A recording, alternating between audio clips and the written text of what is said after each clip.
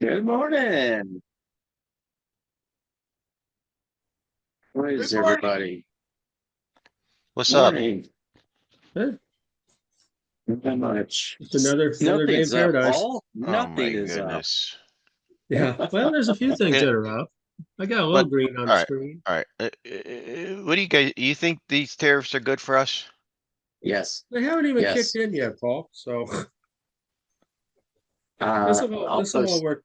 This tariffs to me was just a catalyst that got the whole ball rolling. But we have a lot more problems than tariffs. We've got debts and we've got uh, labor issues. We'll find out here in a minute what the labor report is, and inflation. We've had inflation for a Yeah. long time. No, I know you're saying it kicked. This is the tip of the iceberg. That's just not. But I think it was a catalyst, and there was going to be a catalyst anyway. did you You see know, that equation? Did you see that equation that he uses? yeah, I did. What do you think of that? Well, at least it's an equation. It's not just a Ah! shoot from the hip, Oh my you God. know. So it looks like to me, based on the equations, the severity of the tariff will strike the biggest delta of deficit. Like we do so much trading with China, so it's going to slam them. The delta between what we import and export. So it's Yeah, it's really interesting how he did that. yeah. I mean, at least there was some thought behind it, rather than Yeah, just shoot from the hip. But we'll see. yeah. This will start shaking out, and countries are starting to say, "Yeah, let's get together and talk." And in the end, I think it's gonna be good for everybody. But right now it's gonna be a little pain. But tariffs were just the catalyst that knocked this market that was way overvalued anyway. Mhm. DeepSeek was the real start of a lot of this, I think, Paul. Well, When there's it always started something. knocking, yeah, Yeah. when it started knocking down the Mag sevens, and then Hey, there's just a lot of catalyst in there. And, we just can't go up forever. And these things happen. I mean, yesterday again, this is we'll start Friday, April Hmm. 14th. Remember, it's not financial advice. I mean, yesterday the S&P went down 4.8%, the Nasdaq 5.7%, the Dow Jones 3.73%. We're down about 3% across the board this morning already. So again, we're not at, unless you're in the small caps, we're not at 20, 25% or anything like that yet. But corrections happen, and we haven't had one, you know, for a little while. But anyway, let me Years. get started. Yeah, I mean it's overdue, for so any markets, they return to the mean. Let's take a look at what we got here today, and I'm going to start with kind of how we started yesterday. If this thing will kick on for me, there we go. So here was the S&P yesterday. If it comes up for you guys, there we go. This is this was Yes, this was before the market opened. We said this is where it was going to open. This is where the pre-market was, you know, and it opened a little bit less than that, and then it closed down. Here's where we are today, as of about 10 minutes ago. This thing's probably flexed. Here's where, I mean, so there's a gap here, and a gap here. So, you know, maybe next week, maybe today, something will kick in. But right now, I mean, it's not looking good on anything. That's a nice gap to 52.85, and we closed yesterday at 53.96. Let's look over at the Dow Jones, and here's where it was supposed to open, according to pre-market. And we look back, on time, and again, here's where it actually did open. Um, and then here's where it's scheduled to open today, just in the pre-market, what we're seeing. So another gap. And then when we look at the NDX, same thing. Here's where it was going to yesterday. We're down below the Bollinger Band now. We only trade below or above Bollinger Bands, less than 5% of the time, but we can go 4 to 5 days outside before it usually pulls back in. But here's where we're looking to open today: 18,125. We're at 18,521 was the close yesterday. So again, um, take shelter. Here's the S&P, the SPY, the tradable S&P, and it looks exactly the same. You can see we're uh, down. Here's where support is now recalculated at 528, and then we've got some sells at 522. Let's make sure this is correct. Yep. So, there's some downside to go before we hit any kind of support. Let's go over to the Qs, tradable on the NASDAQ 100 Qs. Same thing. Here you've got, support and sells right really close to each other, 442. We closed at 450 on the Qs. Again, the oscillators don't look good. Oscillators don't look good. And then what did we miss? Oh, the DIA. DIA. DIA again. This looks weird. Oh, below time. Oh, it's beyond that. Yeah. Okay. So again, looks the same. I don't know why this one didn't come up. And then we look at small caps. I believe this one's actually in correction mode. It's closed down, 189.65, from 202.66. So again, this is a nice trend down. It's just trending down on all these indexes. We look at through the mags real quick. NVIDIA, here's where we're going to schedule to open. So again, another gap down on NVIDIA.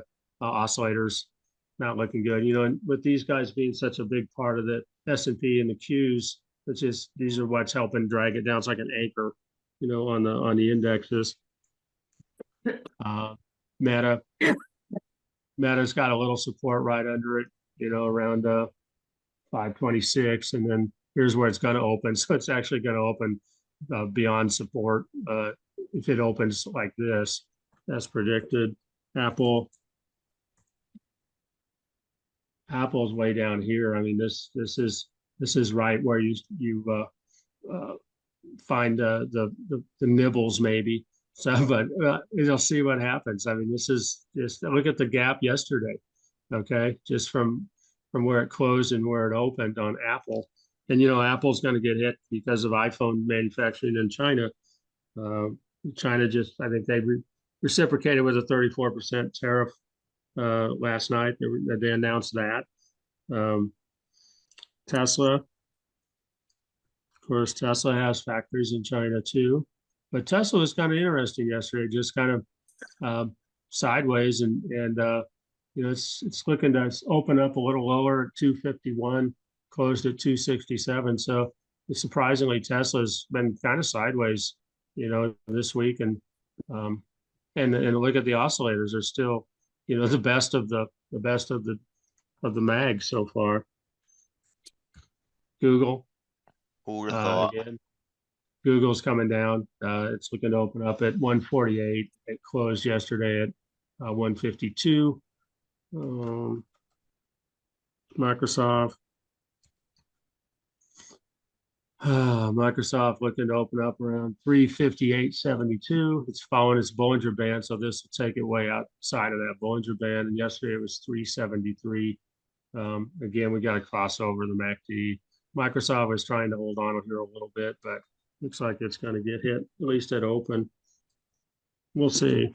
And Amazon, Amazon, I don't know which one of these lines is right. I must have messed up when I put them on.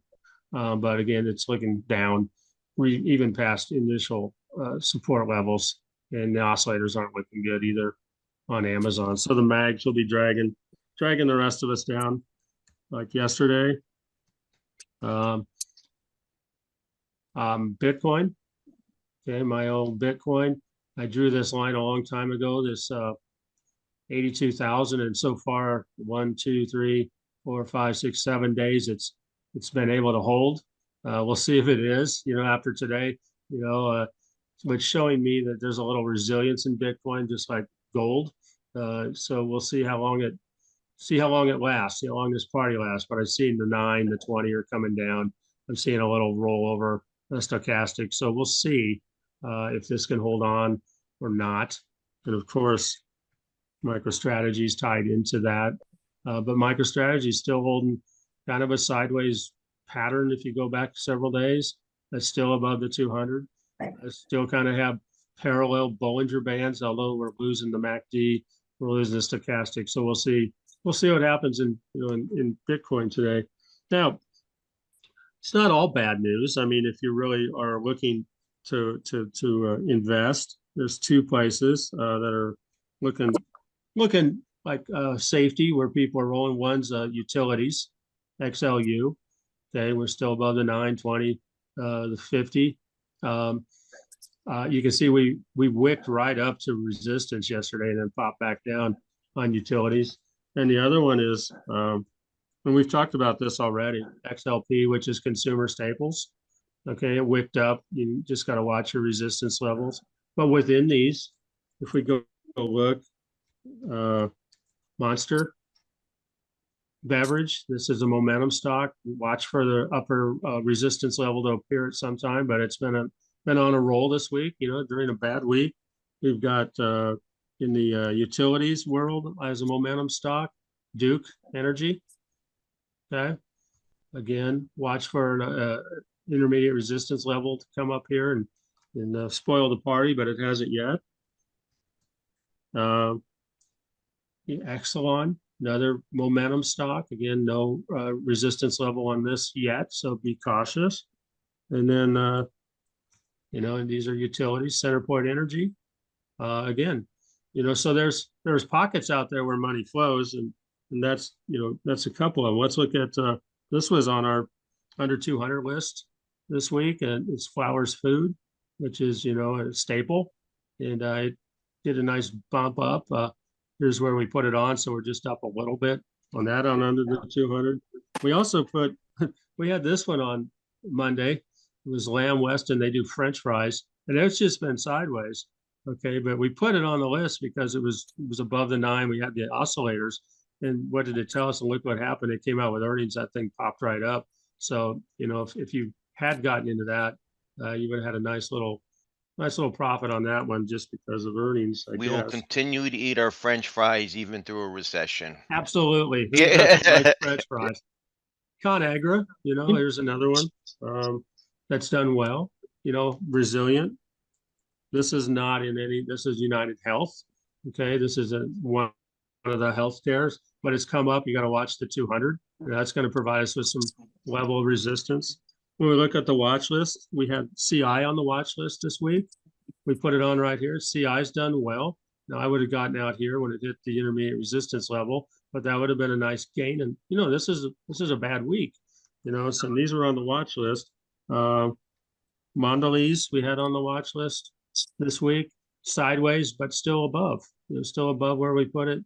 So charts can really help you out, but they can knock you out really quick too, depending on conditions. We had Tyson Foods. Again, Tyson's hit the resistance level several times, and that's where I would probably have gotten out and put it on back here.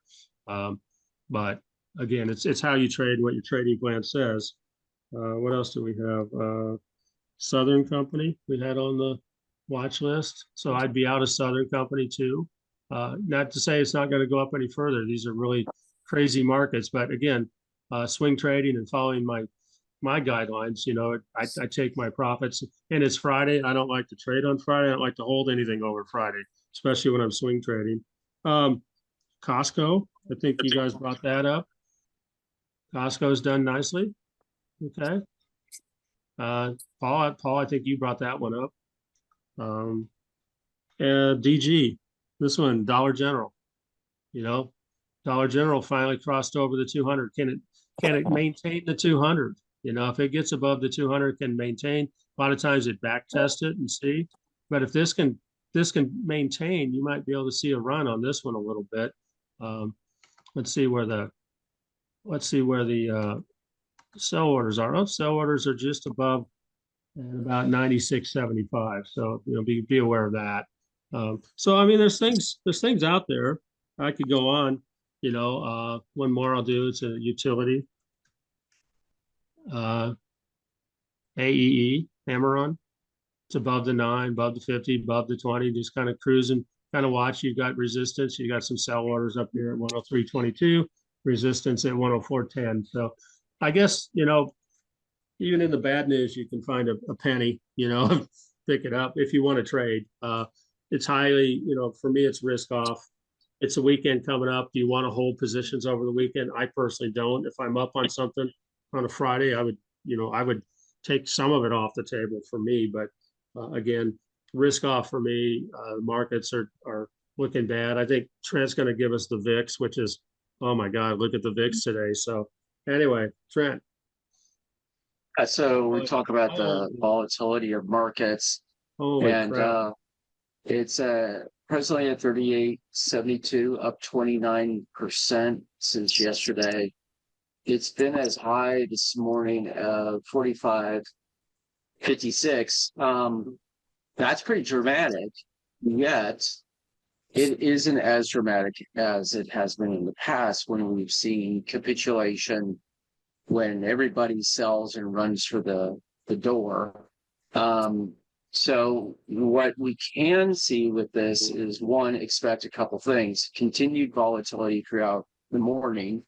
A lot of this was driven yesterday by, there are funds, investment firms that run neutral volatility positions. And when volatility spikes, like we've seen over the last 2 days, they have to readjust their books. And so they have to adjust their positioning.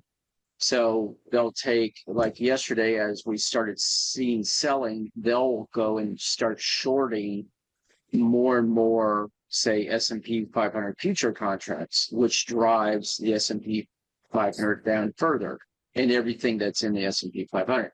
Market makers do the same thing. So there is a very good chance we're coming into the end of that readjustment. We may see that trickle into next week a little bit, but what I'm looking for is that move above 50, 60, 80, like we saw during the pandemic. I think we saw that, something close to that, in September. Yeah, so September, August 5th, that's Kerry's birthday. Volatility hit 65.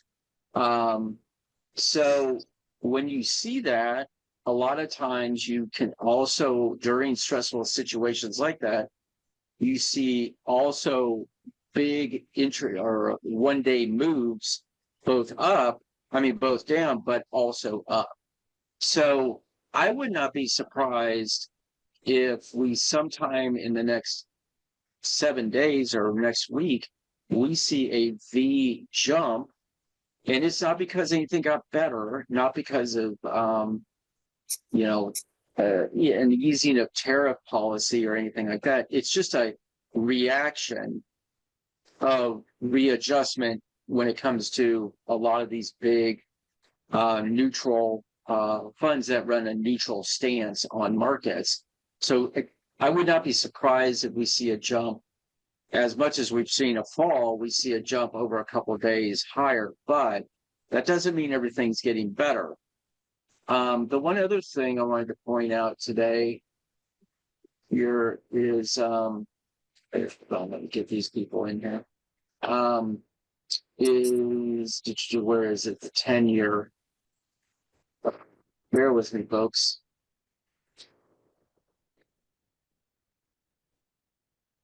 Where is it? S2 is the 10-year U.S. Treasury. There we go. The 10-year, remember what the whole goal, I think, of this administration was to rebalance and refinance a lot of debt that is maturing this year. So there's not over $9 trillion of U.S. debt that has to refinance. A lot of the past administration, the Treasury Secretary Janet Yellen was financing this debt that we were taking on a 2-year term. Well, that 2-year term is is this year. It's maturing this year, and it's roughly $9 trillion that has to be refinanced. So what has to happen, and Treasury Secretary Scott Benton said it over the month of March, their goal is to get the 10-year U.S. Treasury down to a rate they can take this debt and refinance it over a 10-year period. And by doing so, for every half a point or 58 basis point drop in the 10-year, we'll say over 10 years, $500 billion a year in savings to the United States. So if they can get the 10-year US Treasury down around 3.5%, 3%, 2.5% or lower, they're saving us, the American taxpayer and our country, a lot of money. So when you look at this move, how do you create this 10-year US Treasury to go down? You create uncertainty. The tariffs are an example of how you create uncertainty. Now you have retaliation from countries like China and probably more to come. That's going to create more uncertainty. That's going to drive US Treasury yields further and further down.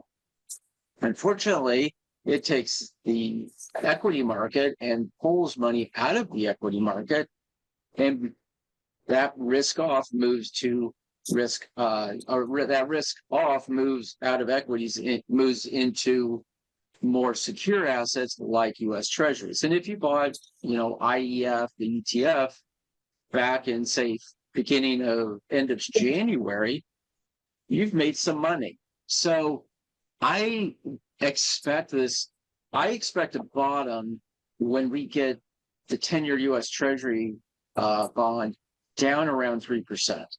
So that means there's more selling to come, in my opinion, and there's more, and the volatility may subside, but it doesn't mean that we won't see continued selling going forward. So I'm using the US 10-year Treasury sort of as my benchmark of where equity markets are headed and when we'll see some stabilization overall. So bottom line is, expect the continuation of selling. Volatility may subside, but it doesn't mean that the equity market has bottomed. It's you got to remember, the United States is holding enormous amount of debt that's costing us trillions of dollars, and we have to refinance it at cheaper rates so that we can have some breathing room. You couple this with the Doge program, where I think they're cutting $4 billion a day in spending. That combination, unfortunately, is very painful. You're seeing unemployment numbers starting to go up. The report just came out. It rose to 4.2%, and it's expected 4.1%, so it went up. And the U6 is at 7.9%. So I think, and I believe what the presidential administration is trying to do is front load all the pain into 2025 so that we can have a nice move higher going forward into 2026, 27, 28. The other thing is, it's forcing other companies outside the United States to start making deals. I believe Esther posted something on the Discord yesterday about how Taiwan Semiconductor and Intel have started negotiations about manufacturing semiconductors in Intel's factories here in the United States, which is probably a really great move for Intel economically. So that could be, and I think that's what, if you think about it, and Paul pointed this out, a lot of the stuff that's made in China, the little stuff that we look around our houses at, we can't most likely manufacture that here. But some of the bigger stuff like cars and big manufacturing, we can do that here with the evolution of AI and robotics. I think overall, unfortunately, we're going to have some pain, and I think you position for it and protect your capital, and then expect and look for a bottoming, and you start dollar cost averaging into it. So yeah, that's my take on it. I try to find the rosy side of it, which isn't much if you look at the screen behind me. That's the Russell 2000 yesterday. But it also creates opportunity for us as investors. So let's open it up to the floor. Any ideas, questions, anything like that? Thoughts? Well, my 2 cents, Absolutely. Go ahead, Mike. It's what you're seeing here is fear. Chinese are shitting their pants. Okay, that's striking the market today. You should see it subsidized a little bit today. Watch for a bounce, but it's a fake one.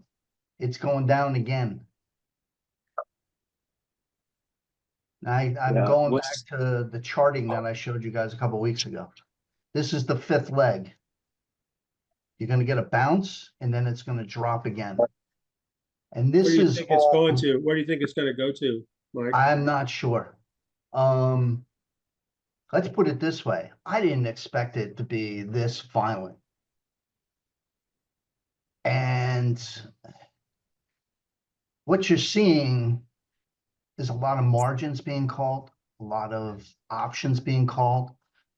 This is what you're seeing that's adding to it. It's adding to the snowball going down the hill. Okay. Yeah. Provided that they can put the brakes on, great. This is the problem with the markets, is that one small action can create a massive amount of downside. And that's what you're seeing now. So the market overnight, who trades overnight? It's a lot of people Institutions. offshore. Okay. In other markets, they're sitting there, they're watching, which I'm late today. Again, I ain't sleeping too well. But if you look at the foreign markets, beyond just the exchange rate, what's going into the markets and where in the markets is it going? Just to know that the money is flowing between the yen, the euro. You're also going to see the pound in England push somewhat. If you go to Higher or Trump's lower? chart, what countries had 10% only? Those are the ones where the money is going to go to, because the pricing is not going to not have a lot of variable to it. Okay, you got 10%. China, there's 34%. What do we get from China? It's, as you said, Mark, it's a lot of little trinkets around your house. They are in certain supply chains like pharmaceuticals and what have you. Tooling, a shitload of tooling Yeah, from China.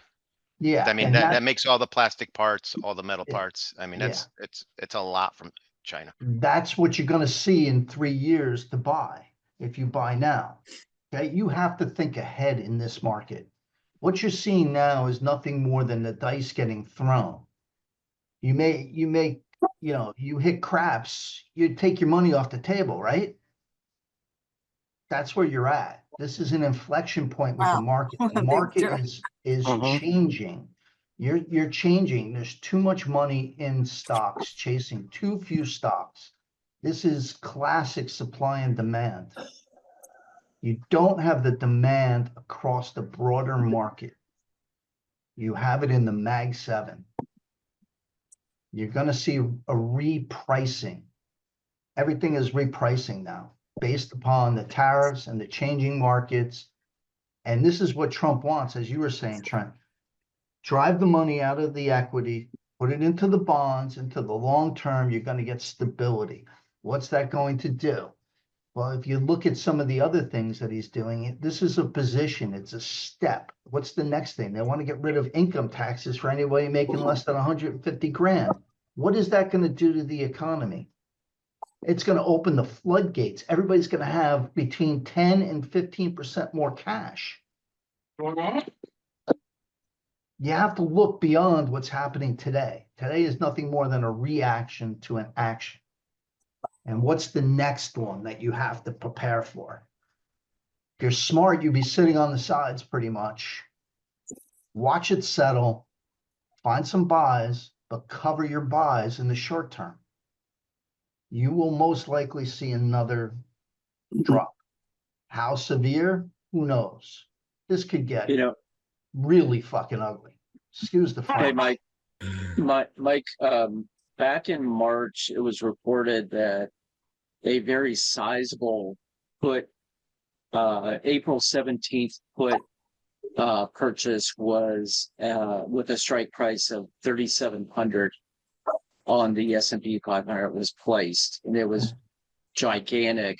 You know, Doesn't definitely surprise an me. institution, Yeah, and it doesn't was surprise me. speculated it was a hedge. So if that gives you any idea what the multi-billion-dollar investment firms are doing, they're looking at this going up. You know, I mean, 3,700 is what another Yeah, the question is, quite did they buy quite it a or ways sell from it? here. Did they What's buy that? it or sell? They bought it. You sure? Okay. Yeah. So it was a big. Now, if That's a you look at hedge. that JP Morgan, um, uh, Collar. what that hedge where they sell the calls up around Yep. 6,000. Collar. They sell puts around 7, or excuse me, 4,700 or so, and then they bought the puts at 5,600. Now all of a sudden those puts are in the money, but those put contracts they sold down around 4,700 all of a sudden could, if we get there, which would be, I mean, we could get there, quickly. That would be a detriment to that hedge, which means they got to unwind it, which could be a part of that whole spike that spike higher, which sucks people in, and then as they readjust, it falls even further. So I think to reiterate what you said, Mike, is sitting on the sidelines ain't all that bad at the gig right now. Yeah, you Well, got to be we've been- careful in this market. The institutions will crush you. Absolutely. Yeah, That's we'll their whole mantra is to take money from the retail investor, Yep. and then rug pull them, Yep. and that's Where I've been sitting on the sidelines.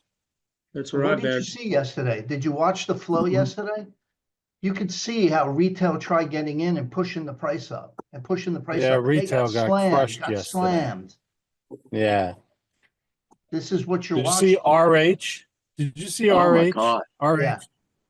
Yeah. 100 down. The But CEO, I think it was the CEO, was being interviewed, Yeah. and the ask news yourself guy this asked question, him, said, Bob. Did you look at your stock price? He stops and you hear silence and he goes, oh. No, he Why- said, "Oh shit." It was like the movie. Yeah. It Yeah, was like the I seen that. movie, Yeah, Bear Stearns. Fun with Dick and Jane. Where does he get his inventory from? China. So There you And- go. and, His um, cost just went up, so his balance sheet blew up. Everybody Yeah. who relies on China, their balance sheet is shit right now. Yeah. The price to earnings and everything is out the window. It just well, changed. just so you understand, Mike, it's been that way for over a year. Yeah, in but China. now, Bob, now you have this 34% being tacked on. That goes into I effect, get it. what, Monday? Yeah. So No. Monday, everybody's balance sheet is out the window I because think you're the gonna have 9th. that cost. 10th. On the 9th, the 10th. Yeah, April 10th. Well, this is crushing. And what's Trump going to do? That's the next question looking forward. Is Trump now going to say, okay, 100%? Well, Trump this is way. not going to back down. yeah, he doesn't care about China. We're Right. what? 14%, 15% of Chinese exports. So by them doing this, they're shooting themselves in the foot, but they have to look good, right? It's all about Yeah, well, that's what they're trying to do, right? it's all about their perception and how they're perceived. This is their ego, and this is what happens, when you have an authoritative country. It's Well, all about ego to the leader. The Who- leader just got China slapped needs in a the market. face. We're Mike. China's market. I mean, China needs a market to survive, and we are the market.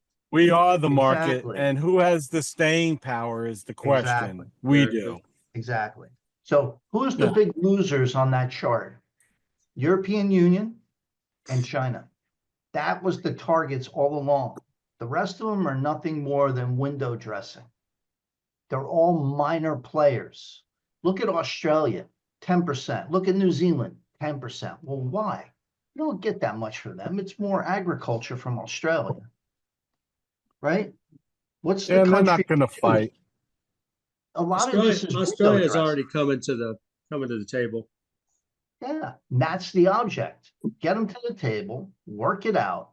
Why you screw the two that are the biggest flesh, or the Bless you. biggest Thank you. problems in the book? European Union China. and China. Yeah. I think I was to gonna go back mention, to what you were talking about, Mike and Bob. The 3 days prior, you saw us open up. Here's our SPY. We opened up and then closed higher, and then the next day we opened up lower and closed higher. So there was a buy the dip kind of deal going on until we hit the 9, and then it just fell apart yesterday. They tried to do it again yesterday, and it didn't work, and it looks like it's going to be the same today. Well, that fell apart overnight. So Yeah. what is that telling you? During the day, you had all these bulls going out there and buying the dip, pushing the price up, pushing the price up. That's what you're seeing. Yeah. Retail is so wide now that they can affect the market in the short term when the institutions back away. And that's exactly what you saw. Well, and the institutions will draw them in. I just wanted to jump on to jobs today because before I came on here, I was listening to the jobs and the analysts and everything. And we created non-farm 200, I believe it was 248,000, 238, 248. Yeah. There was a revision for the last 2 months of 48,000 to the numbers of previous. So, and they were estimating 150,000 jobs. We went up to 4.2. And I'm sitting here saying, I'm still don't get it, Warehousing, UPS is down in packages, FedEx is down in packages. So the question is, how can you add 24,000 jobs in warehousing? I'm confused about that. These numbers just don't seem correct. Again, They haven't for years, or this whole year, Bob. We've talked about it every time they come out, I'm like, really? it's so frustrating as a business owner. It's very frustrating when you're seeing the real coin, Yeah. Yeah, that's a problem. And it has been, as Mark says, that's been there for a while. They do this on purpose. One of the big things that I still haven't figured out where to get the information is look at the shorts out there. When did the shorts go on? Oh, sure. When did they go on this market? And who's pushing the shorts? Right. Trent, last week, yesterday, Troy said, geez, why don't we make a list of stocks that we have a little we have some conviction. All right, you gotta mute that. Dude, Got it. whoever All right. Why don't we make a list of stocks that we think that are gonna benefit from this? I mean, we're all talking about, the shit's hitting the fan. We know it. So, but we're not talking I know you did, Mark. I know you talked about a few of them, but I have a list of other ones that are potential winners during we wait. We're not talking about that. We're not talking about opportunity. We're talking about how shitty it's gonna get. Well, So. But we're also talking about being on the sideline. Yeah. No, I'm okay, but how many times you got to say that? Not some of us are not on the sideline. I'm doing okay with buying well, these. that's great. That's great. So Paul, We're give not us 3 talking about it. ideas. Paul, give us 3 ideas. All right. Let's see. Another question, and that is the point that Trump's list did not list Russia whatsoever. Because we're not trading with them. Well, we will be when this shit gets done. Yeah, that's down the road, Bill.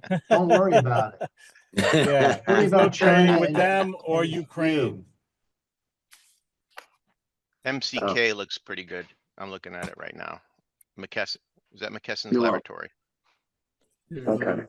But I mean, we're talking about the sky's falling. Everybody knows the sky's well, falling. it is. So It's not made it Jesus is, Christ, but but we could beat it to death. I mean, but still, that's not we're here to try to make a little money and pick out some winners.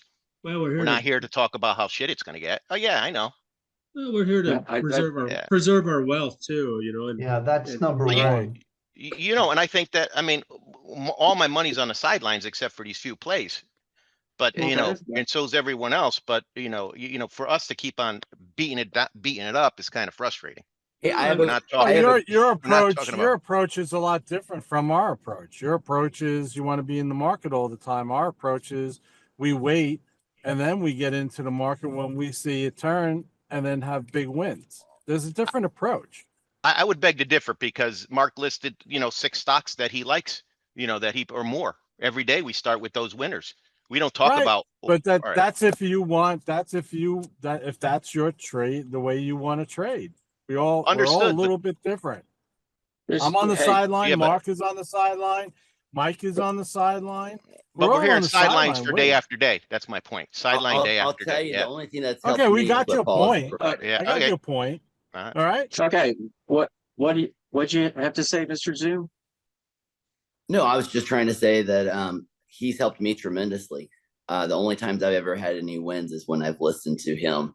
But hey, I've got a question before he goes on and lets us know what he thinks, because I'm super interested to know. I've mostly been on the sidelines. I made a mistake yesterday. I made a mistake of buying. I was doing okay. I put in sell. Everything, aftermarket, pre-market, aftermarket, anytime. And instead of putting sell at market price, I put sell at I forget what it was called. But so I woke up this morning and oh my God, yeah. So my heart's in my stomach this morning.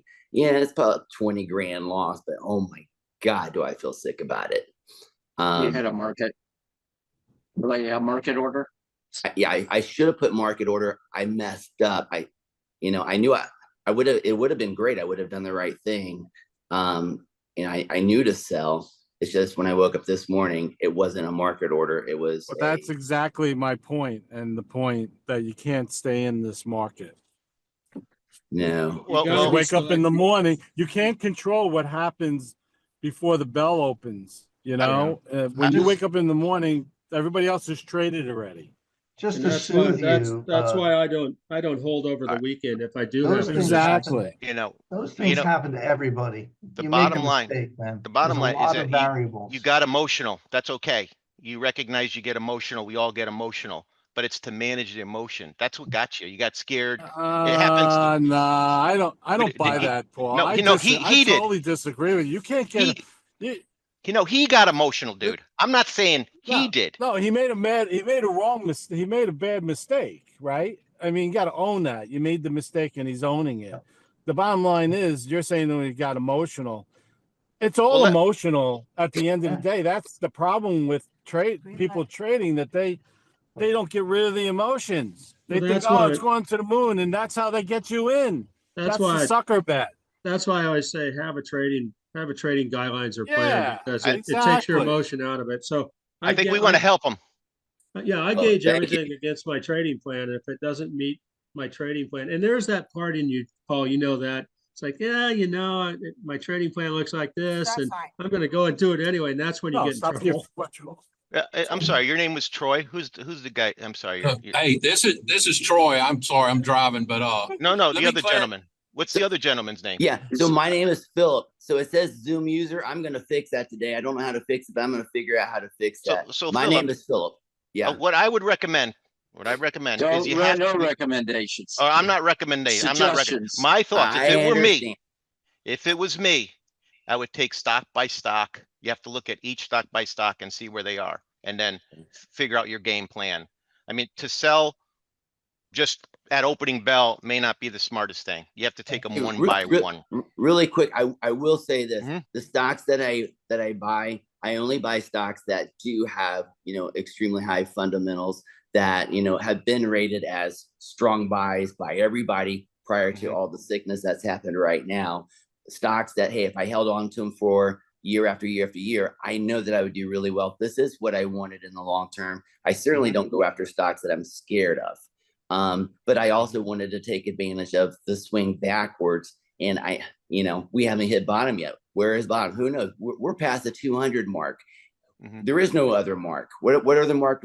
What other mark do we look for now? I don't even know. So go ahead. Sorry. No, Mark, that's great, Phillips.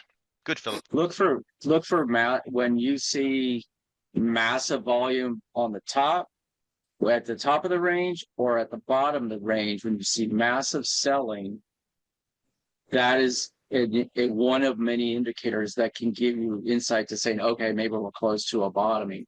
If you know, I just, you know, I looked at NVIDIA yesterday, and we traded just over 300 million shares on NVIDIA.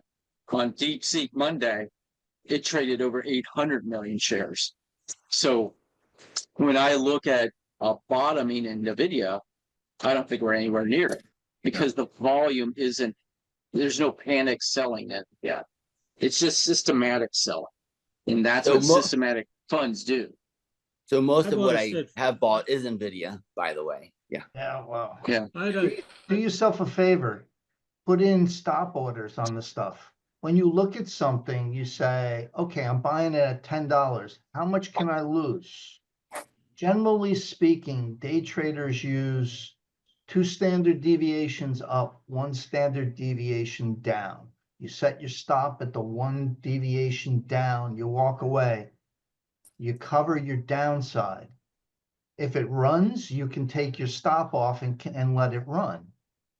But as long as you use like a trailing stop on an order like NVIDIA that's volatile, anytime you don't have you have a company that doesn't pay a dividend, there's volatility, and it's proportional. Okay. Philip, do you have a trading plan? I mean, I look at NVIDIA and then I compare it to my trading plan. Okay, and here's NVIDIA, and I don't see any area in here for the last several days that it would say, even with the oscillators that I use, and these are my oscillators that I use, you don't have to use them. It says buy, you know, even for a swing trade. So this, I would never have gotten into that situation because of my trading guidelines. So you know, my thoughts are always to people that I talk to, well, what are your trading guidelines saying? If they come back and say I don't have any, then I say, well, that's, you know, your chances of probability of success have gone down dramatically if you don't have, you know, even an investment plan, you know, and you know, on investment plans, you know, I like to tell people who just don't want to trade or anything, you know, like on the SPY. Okay, if you just use the 200-day moving average, you would have gotten in back here at 422 in 2020 and 11 of 2023, and you would have gotten out at 560, and you'd be out. You know, just one line. And look how long you'd have been in, you know, for a long time. So there's different strategies, and I mean, if you're an investor, this is one strategy I would work. This is one that I would use. Okay, if I'm a trader, I use my trading guidelines. So it's, and like Bob said, it's, and Paul, it takes the emotion out, you know, when you have, and you know, you have a guidelines, and if you, and you're not going to do it all, you're not going to hit them, even with guidelines, you're not going to hit them 100%. But, you know, I've been lucky enough to at least be in the 70-80% range on the ones that I get into. So yeah, I certainly have guidelines, and yesterday was stupid. It was an emotional buy. What was good was that I've been out of the market almost this whole entire time. I've listened to you guys. I've stayed on the sideline, and NVIDIA hit a number that just seemed too good to be true. Because, you know, I've been mostly watching, hey, what is it going to do a year or 5 years from now? And I saw that number, and I'm like, it's gonna go back. People are gonna get sick about this, and it's gonna go back up really fast. I'm gonna miss it. You keep hearing Tom Lee say, "Oh, it's gonna be the V, and it's gonna go up so fast, you're gonna miss it." And I'll tell you, I think my biggest problem right now is fear of missing out. Fear of missing out on the V. Like everything's on the sideline. I'm gonna take a nap. I'm gonna wake up, and it's back to where it was in the beginning. That's probably not reality, but yeah. No, kudos for being honest. That's Yeah, and kudos for being honest yourself, man. Good for you. It sounds like you want to Yeah, use NVIDIA as an investment if you're thinking 3-4 years out, and that's where I'd go back to that 200-day moving average. Until it goes back over, then I wouldn't as an investment, I wouldn't even play with it at this point. I will tell you that the things I invest in are things that so NVIDIA is the most risky one, because mostly I use things that have a PE less than 25 or PEG, you know, less than 1. I use like Taiwan Semiconductors or APP or CRDO, which is Credo. You know, that a lot of stuff that's in the tech market that I stay away from things like Tesla. Tesla's ridiculously priced, but I did grab some of Amazon because I feel like out of the Mag 7, I feel like Amazon is the only one that's well positioned to possibly do well.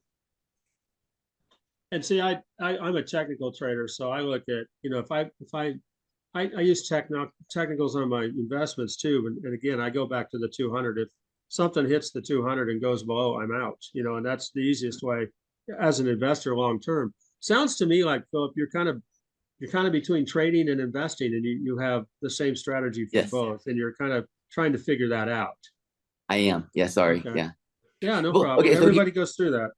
Okay, so here's my last question then. So right now we're 20% away from that 200 in a lot of these tech stocks. So are we gonna do we like lose that 20%? I mean, do we just not invest until it goes over that? But if we wait, go ahead. I mean, that's a strategy. Okay. If you want to trade it, then you look at different things, but trading's different because you're going to get out. Okay. You might be out in a day, you might be out in 2 days. If you're investing long term, I mean, that 200 days is 200 days of daily averages divided up, and so it's long term. And Trent has said, he's found, the quote, nothing good happens out of the 200 day. And for me to invest, even get back into the SPY, I won't do it until it gets above the 200. And you can see how long it can run, because markets mostly go up more than they go down over the history of markets. Okay. So that was gold. What you just said was absolute gold to me. That now that statement completely makes sense. So thank you so much for that. Welcome. Thank you. Okay. What you got to do is you got to meld your short-term trading, which is what we discuss here mostly. Yes. With long-term. If I'm going to go back to the chart that I showed you guys a couple of weeks ago. If you follow that thinking on a larger scale, you kind of get a clue of what's coming. And again, I think this is the fifth leg of the down. You're going to see a spike up. And if you follow that theory, it's going to drop again.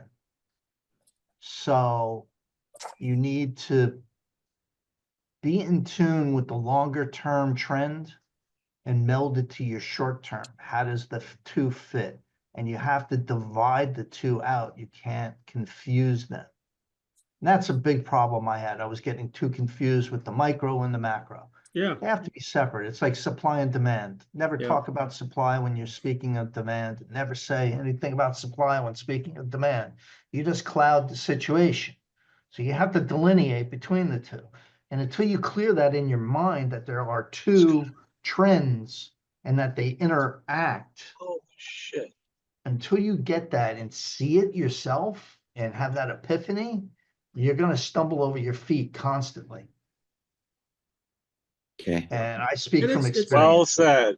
It's a learning process. It really is. And you the way you learn is you make mistakes, and you're like, oh my God, like you made, Philip. And we've all done it. Trust me. But you try to limit those mistakes to as painless as possible. Absolutely. When you're going into trade and you do the standard deviation, like one down, you're saying, okay, I'm buying a $10 stock. One standard deviation, just for simplicity, say is $1. I'm willing to lose $1 in order to preserve $9. Right. But if it runs, I'm there for 2 standard deviations and I have to do nothing because it's just running. And if I decide it's going to continue to run because of the points that Mark shows, that it's staying above the mid on the Bollinger, well, guess what? Do I change it? Well, I'm going to adjust it up. I'm going to let it run, but I'm going to move my 1 deviation down up with it. Trailing stop order. Now your 1 deviation is profitable, right? If it's profitable. And it goes the other way too. If you're shorting, same thing. How much am I willing to lose? Well, 1 standard deviation up, 2 down. If it continues to run, remove it and just let it run. and change your stop. You're locking profits.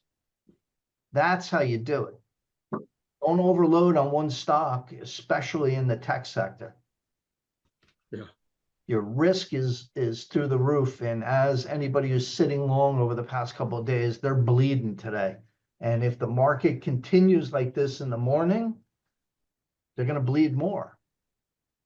But Yeah. I think we're close to a bottom. I think it's kind of interesting, and I don't know what your feeling is, Mike, but I look at this now and I'm starting to think capitulation. If people decide to get out of the market before this weekend, and the market doesn't turn around a little bit today, we could see a run. We could see another run down easily. I agree with that. If you look at the bigger chart over the longer term, there is liquidity gaps going up.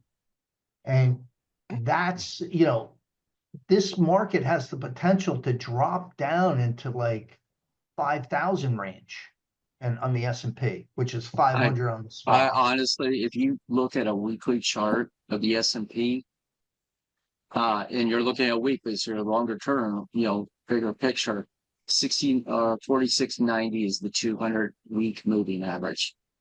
I believe we'll get there. My morning stock briefing. So do you guys think when all this calms down, and that might be 6 months from now or a year from now or even 2 years from now, whenever all this calms down, do you think that things will go back up to where they were with most high quality tech stocks or even the S&P? You have to see revenues increase. You need to see sales increase. If you've been following NVIDIA for the last year, quarterly, year over year, their revenues have fallen. So it really comes down to a supply demand element.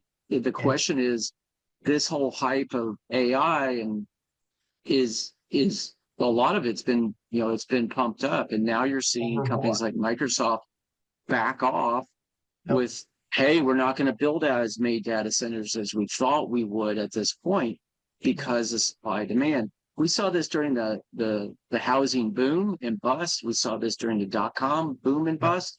It's the same cycle. So the key is, and Kerry and I were talking about this the other day, you got to find companies who can weather this storm, who has cash or has access to cash, and to be able to weather such a pullback.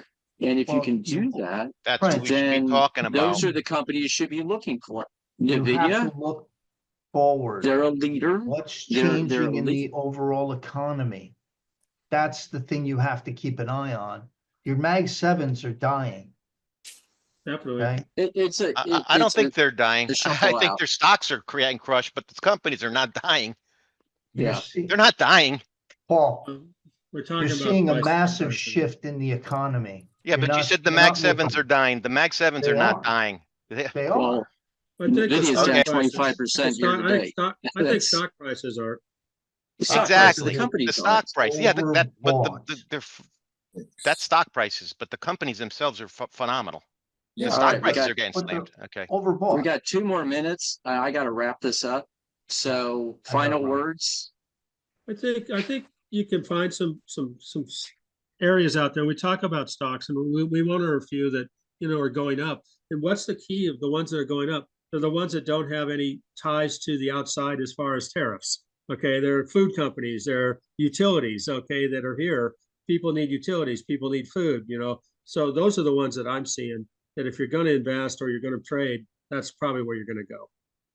Well said. Don't leave your money in the market overnight. Over the weekend, on your trades. Over the weekend, over the night, over tonight, over to Monday. In this market, it's too dangerous. Yep. All right. Sound advice. Thank you all for participating. This has been great. Mark called me yesterday and was like, that was epic. That was an awesome interaction with you all. Today, I would say, is even better. Yeah. Please share this with your friends. I think this is great stuff. We're here to learn, to share. And yes, Paul, we're trying to find also good ideas as well. So thumbs up on that. Let's all stay positive, stay safe, take care of your families, take care of your wealth. And always live loud. See ya. And Philip, don't worry, you'll get there. Yep. Thank you. I appreciate Yeah. all of you guys. I do. Yeah. Thank you. Get Troy, Patrick. Yep. Thank you guys. Bye, Bye. guys. Thank you. We'll see you See you Monday. later. Bye.